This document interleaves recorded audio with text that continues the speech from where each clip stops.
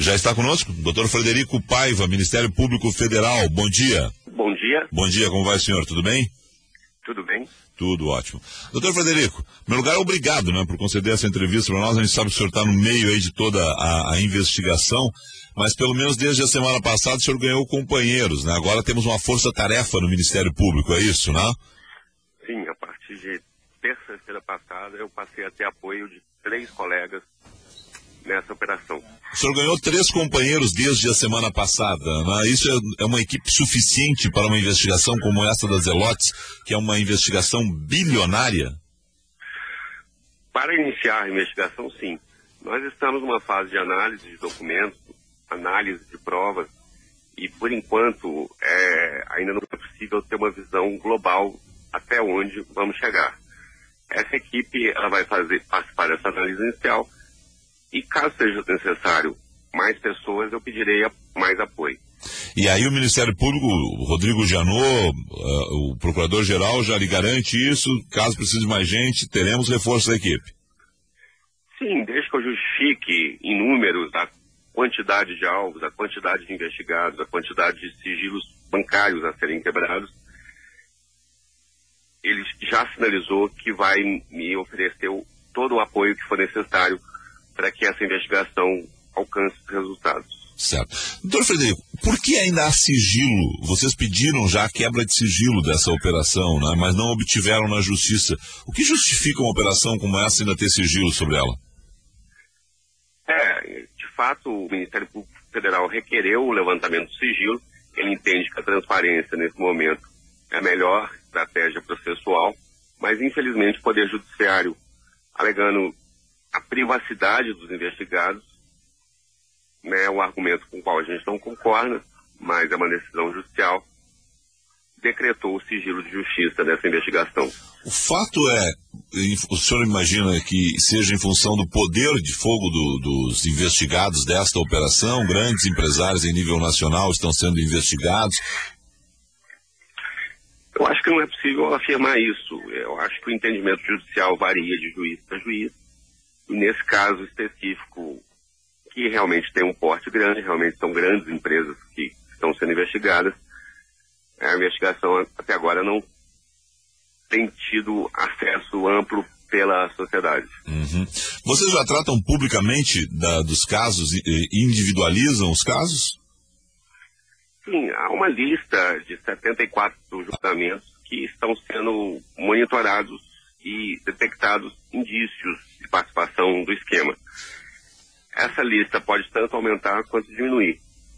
Mas a gente ainda não está mencionando o nome das empresas porque se trata de uma fase prévia ainda. Uhum. Nesse caso, qual é o montante que está se falando? Porque os números começaram a variar e esses dias, inclusive, eu conversei com Heráclio Camargo aqui, ele que é presidente do Simprofaz, o Sindicato dos Procuradores da Fazenda, lá do Ministério da Fazenda, e ele me disse o seguinte: olha, Felipe, a sonegação de impostos no Brasil pode chegar a 98 bilhões de reais ano. Ou seja, isso é muito mais do que todas as propostas de ajuste fiscal que estão sendo feitas agora no governo, está dando todo esse rolo, uma economia que seria feita aí. É isso, esse é um número que vocês trabalham. Quais são os números que vocês trabalham em relação às Zelotes? De fato, tudo que envolve a arrecadação tributária no Brasil, onde a carga realmente é alta, envolve cifras bilionárias. Mas, de fato, nessa investigação, a gente tem julgamentos que envolveram 5 bilhões de reais, onde a gente tem provas mais fortes. Há um cálculo menos conservador de 19 bilhões de reais. Processos onde houve a participação de conselheiros que estão agora sendo investigados. Doutor, a situação nesse momento, olha, eu dei uma vasculhada aqui em termos de Google, aqui, muito pouca coisa saiu até de grampo telefônico. Foram feitos grampos telefônicos nessa operação, tem muito grampo ainda para surgir. Há gravações de empresários fazendo aí a negociação para que houvesse, no caso aí, a sonegação de impostos entre empresários e Advogados? De fato, a investigação usou o monitoramento telefônico ou interceptação telefônica, como nós chamamos, como uma das técnicas de investigação. Ao longo do monitoramento telefônico foram identificados áudios onde é mostrado como que era feita a negociação. Há a participação de alguns empresários, mas a gente constatou que na maioria dos casos nada era falado pelo telefone. Tudo era marcado numa reunião, sem monitoramento da polícia, até mesmo porque se tratava de corrupção. Uhum. Essa situação envolvendo... Alguns empresários já falam através de notas, né? Se negam a falar publicamente através do assunto. Eu vou lhe relatar especificamente 2 casos do Rio Grande do Sul, já que estamos aqui em Porto Alegre, que é o seguinte, e eles remetem para o caso de dizer o seguinte: olha, os escritórios de advocacia podem ter cometido algum crime, nós não sabemos de nada, né? Estou lendo aqui a Folha de São Paulo, até já li na sexta-feira da semana passada, mas é o seguinte, o Grupo RBS informa ter a convicção de que no curso das investigações ficará demonstrada a correção dos procedimentos da empresa, tão logo seja contatada pelas autoridades competentes, o que ainda não ocorreu. A empresa terá a oportunidade de colaborar para a plena elucidação dos fatos. A Gerdau informa que até o momento não foi contatada por nenhuma autoridade pública a respeito da Operação Zelotes da Polícia Federal e que vem tomando conhecimento do tema pelo noticiário da imprensa. Todos os processos administrativos do interesse da Gerdau se acham ainda em trâmite no CARF, pendentes de julgamento final de mérito. Segundo a empresa, nenhuma importância foi paga a qualquer título, a qualquer pessoa física ou jurídica, por conta de sua atuação em nome da Gerdau junto ao CARF. Essas empresas não foram contatadas por vocês mesmo? De fato, as empresas não eram o foco principal da primeira fase da investigação. A primeira fase, que foi deflagrada há 2 semanas atrás, ela teve por alvo as pessoas que participavam dos esquemas, os intermediários e os conselheiros envolvidos. As empresas vão ficar para uma segunda fase da investigação. E é preciso afirmar que o fato dos nomes terem saído da empresa não significa que elas estão sendo investigadas. O esquema funcionava realmente dessa forma. Os escritórios abordavam as empresas e ofereciam facilidades dando CARF. O Ministério Público vai ter muito cuidado de separar o joio do trigo. A gente vai identificar se houve conhecimento pelos empresários do esquema ou não. Isso vai ser verificado, não é uma tarefa fácil, mas a gente entende que naqueles casos onde houver provas, indícios de que o empresário sabia que aquele esquema era criminoso, ele será denunciado. Uhum. Quando é que vai se dar essa fase? Pela sua experiência, em quanto tempo a gente chegará a essa fase? Tem como se calcular isso? É imprevisível, né? Eu acho que até a análise, toda a documentação que foi apreendida, todos os compradores, análise ainda de uma nova quebra de sigilo bancário, isso vai levar no mínimo 2 a 3 meses. Uhum. As primeiras denúncias serão oferecidas, a gente vai identificar aqueles casos onde é necessário um aprofundamento das investigações e a partir daí novos casos podem surgir. Essa situação de vocês hoje trabalharem em conjunto com a Polícia Federal a partir de uma carta anônima, como é que foi o início dessa operação Zelotes? Sim, de fato houve uma denúncia, mas é preciso salientar que não foi só isso. Foram feitas diversas diligências pela Polícia Federal, visitando os supostos escritórios, identificando movimentações atípicas em algumas empresas onde constatamos que não havia operação efetiva. E foi um conjunto de diligências que foi efetuado, que se acrescentou a denúncia que foi feita para que desse início à investigação. Uhum.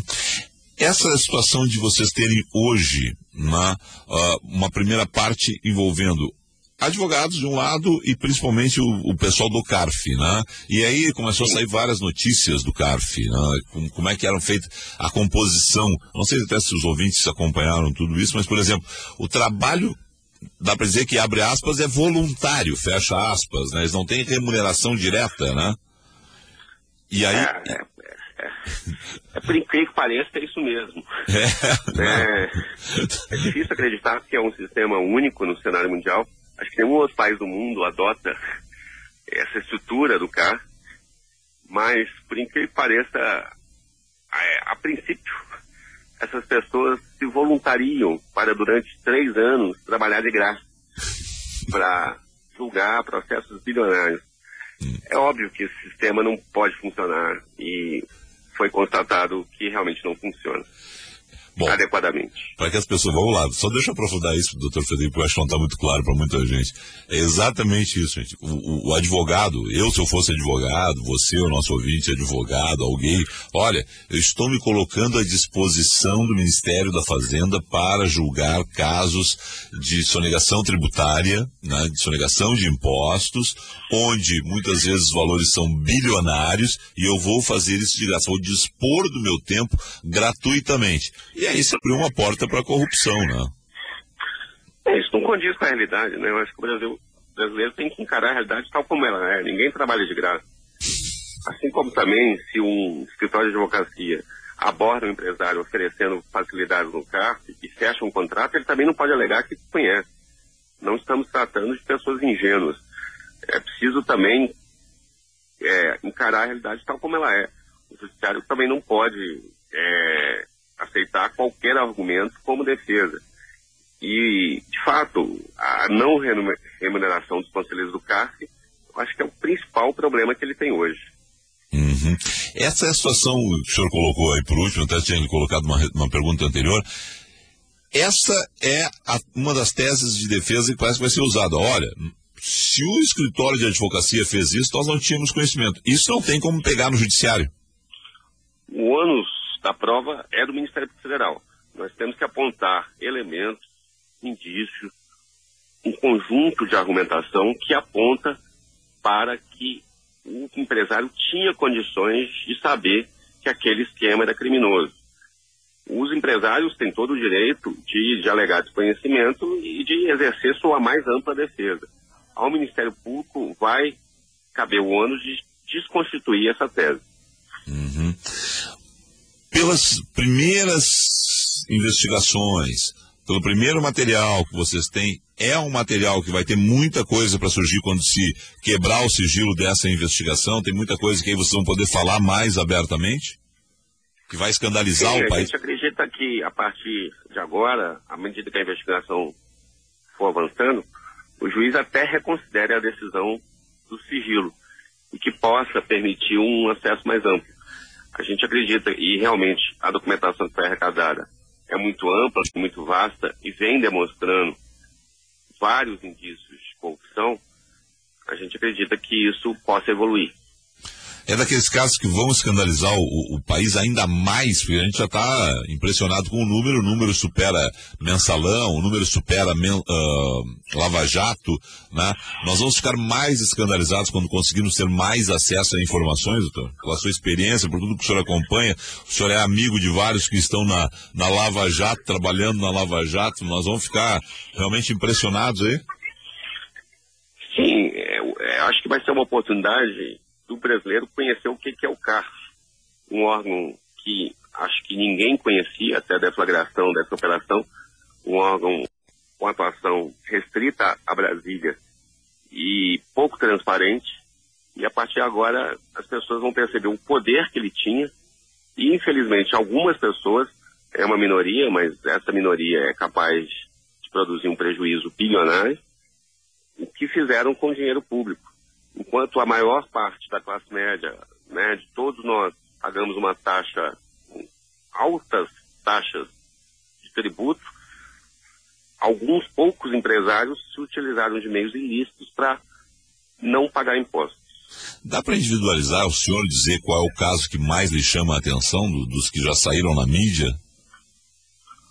Olha, eu não posso mencionar pelo segredo de justiça. Perfeito. Alguns casos em que a gente já identificou, tem toda a história. Tem desde o início da negociação, a intermediação, aproximação ao conselheiro, pagamento, mas não posso, por questões legais, declinar o nome das empresas. Perfeito, a gente compreende, até nesse caso aí, eu gostaria muito também de poder avançar com o senhor, mas vamos lá, vamos aguardar aí poder levantar o sigilo dessa operação que a gente espera que aconteça. Vocês recorrem da decisão quando? Ainda essa semana? Sim, a gente ainda não foi, sim, oficialmente intimado, e assim que chegar a notificação, a gente vai estudar quais são as providências que vamos adotar. Nesse caso, nós não temos a presença de políticos, ou temos a presença de políticos aí por trás do CARF e ainda não apareceram esses nomes? Não, a participação de políticos não foi objeto da investigação por enquanto.